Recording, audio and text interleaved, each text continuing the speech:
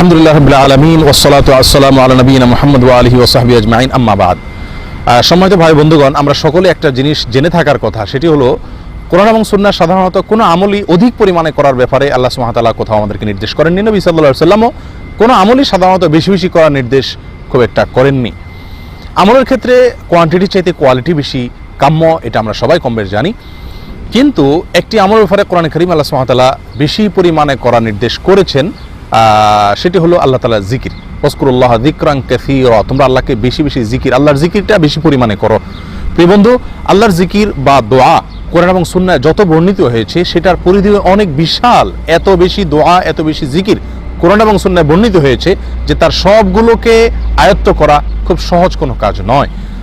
বিশ্ববিখ্যাত তাফসীরকারক আল্লামা ইবনে সাঈদী রাহমাতুল্লাহি আলাইহি তিনি বলেছেন যে আমি নবী সাল্লাল্লাহু আলাইহি সাল্লামের যত দোয়া হাদিসে বর্ণিত হয়েছে এবং কোরআনে যত আজকার জিকির বা দোয়া বর্ণিত হয়েছে, কোরআন এবং সুন্নাহর সমস্ত দোয়াগুলোকে আমি ঘেটে ঘুটে অনুসন্ধান করে যাচাই বাছাই করে সেখান থেকে 6টি দোয়া বের করেছি। এগুলো হলো জিস্ট।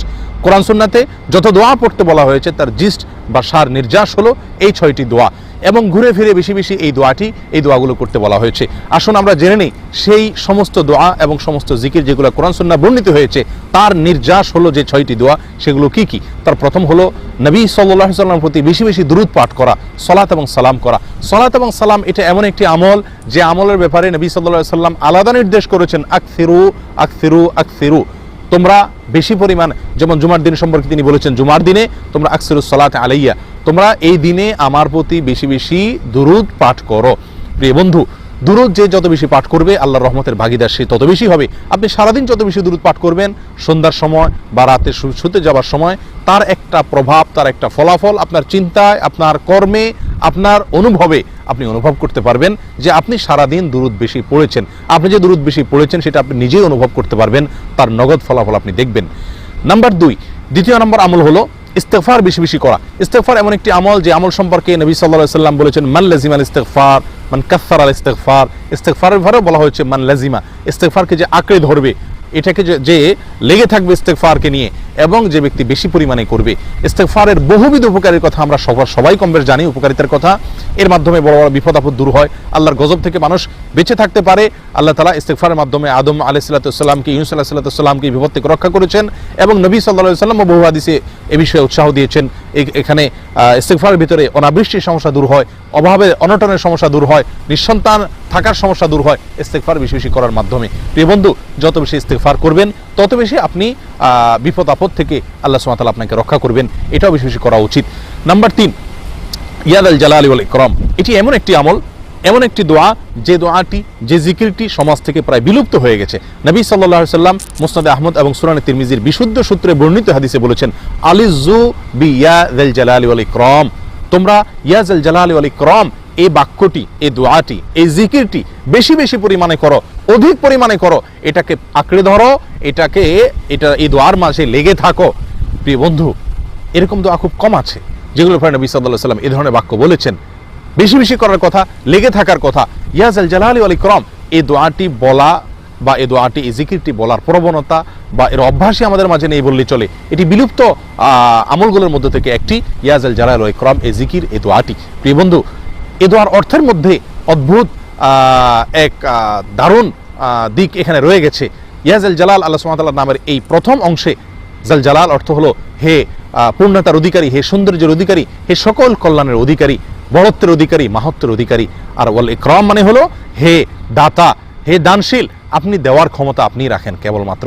প্রিয় বন্ধু, একাধারে আপনি ইয়াজাল জালাল ওয়াল ইকরাম বলে আল্লাহ তাআলাকে যখন ডাকছেন, কেমন যেন আপনি আল্লাহ তাআলাকে একই সঙ্গে প্রশংসা করছেন, আবার আল্লাহ সুবহানাহু ওয়া তাআলার কাছে আপনি চাইছেন তাকে দাতা বলে।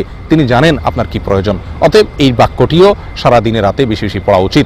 3 নম্বর, এটা গেল। 4 নম্বর হলো লা হাওলা ওয়ালা কুওয়াতা ইল্লা বিল্লাহ। নবী সাল্লাল্লাহু আলাইহি ওয়াসাল্লাম বলেছেন এটাকে কানজুম মিন কুনুজিল জান্নাহ, এটা জান্নাতের যে সমস্ত খনি রয়েছে তার মধ্যে থেকে একটি গুরুত্বপূর্ণ মূল্যবান একটি খনি বলা হয়েছে এটাকে, লা হাওলা ওয়ালা কুওয়াতা ইল্লা বিল্লাহকে। নবী সাল্লাল্লাহু আলাইহি ওয়াসাল্লাম সাহাবীদেরকে বারবার, বহু সাহাবীকে ওসিয়ত করেছেন এই দোয়াটি পাঠ করার জন্য, লা হাওলা ওয়ালা কুওয়াতা ইল্লা বিল্লাহ। এই দোয়াটি আপনি যত বেশি পড়বেন ইনশাআল্লাহ বিইذনিল্লাহ তার ফলাফল আপনি নগদে দেখতে পারবেন। আল্লাহর রহমত, আল্লাহর করুণা, আল্লাহর পরিকল্পনা আপনার জন্য কি সুন্দর রয়েছে তাতে আপনি সারপ্রাইজ অনুভব করবেন। প্রিয় বন্ধু, যদি এই লা হাওলা ওয়ালা কুওয়াতা ইল্লা বিল্লাহ আমলটি বেশি বেশি করেন।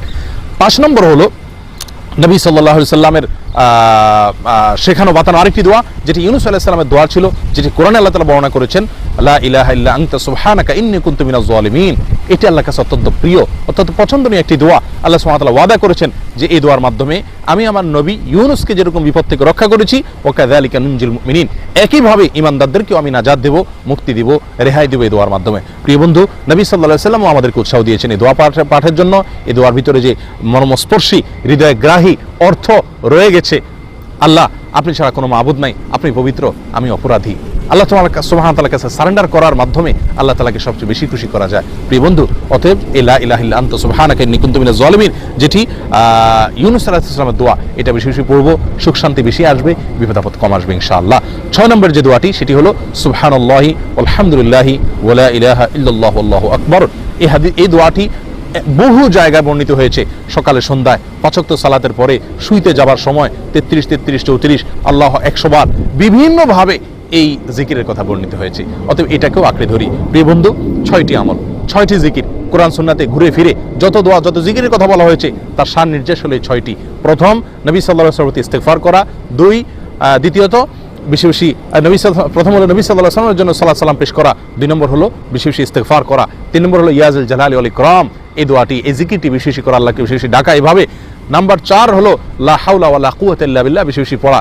নাম্বার 5 ইউনূস আলাইহিস সালামের দোয়া, লা ইলাহা ইল্লা আনতা সুবহানাকা ইন্নী কুনতু মিনাজ জালিমিন, এটা পড়া। এবং 6 নম্বর হলো সুবহানাল্লাহ ওয়ালহামদুলিল্লাহ ওয়া লা ইলাহা ইল্লাল্লাহ আল্লাহু আকবার, এই দোয়াগুলো পড়া। প্রিয় বন্ধু, এই 6টি আমলকে 24 ঘন্টা ভিতরে আমাদের কন্টিনিউ রুটিন আমল বানিয়ে নিই। আজ অবসর সময়গুলো মোবাইলে নিয়ে নিছে, ফেসবুকে নিয়ে নিছে। প্রিয় বন্ধু, কিছু অবসর সময় রাখি জিকির ও ইবাদতের জন্য, নির্জনে একাকী যখন সুযোগ পাই এগুলো করার চেষ্টা করি। আল্লাহ সুবহানাহু ওয়া তাআলা আমাদের সকলকে তৌফিক দান করেন। জিকির এবং দোয়ার ক্ষেত্রে একটা মূলনীতি আল্লামা ইবনে সাঈদী রাহমাতুল্লাহ বলেন যে যত বেশি আপনি জিকির বেশি পরিমাণে যত করবেন, আল্লাহর মহব্বত তত বেশি পাবেন। দোয়া যত বেশি করবেন, তত বেশি আল্লাহ তাআলার পক্ষ থেকে কবুল হওয়ার নিশ্চয়তা আপনি পাবেন। এবং এই যে সমস্ত দোয়ার মাধ্যমে আরোগ্য লাভের জন্য ব্যবহার করা হয়, এগুলো যত বেশি পড়বেন তত বেশি আপনি চিকিৎসা আল্লাহ সুবহানাহু ওয়া তাআলার পক্ষ থেকে পাবেন। আল্লাহ তাআলা আমাদের সকলকে আমল করার তৌফিক দান করুন। ওয়া আখিরু দাওয়ানা আলহামদুলিল্লাহি রাব্বিল আলামিন। মোবাইলে নিয়ে নিছে, ফেসবুকে নিয়ে নিছে। প্রিয় বন্ধু, কিছু অবসর সময় রাখি জিকির ও ইবাদতের জন্য, নির্জনে একাকী যখন সুযোগ পাই এগুলো করার চেষ্টা করি। আল্লাহ সুবহানাহু ওয়া তাআলা আমাদের সকলকে তৌফিক দান করেন।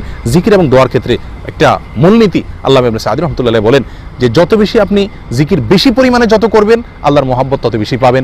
দোয়া যত বেশি করবেন, তত বেশি আল্লাহ তাআলার পক্ষ থেকে কবুল হওয়ার নিশ্চয়তা আপনি পাবেন। এবং এই যে সমস্ত দোয়ার মাধ্যমে আরোগ্য লাভের জন্য ব্যবহার করা হয়, এগুলো যত বেশি পড়বেন তত বেশি আপনি চিকিৎসা আল্লাহ সুবহানাহু ওয়া তাআলার পক্ষ থেকে পাবেন। আল্লাহ তাআলা আমাদের সকলকে আমল করার তৌফিক দান করুন। ওয়া আখিরু দাওয়ানা আলহামদুলিল্লাহি রাব্বিল আলামিন।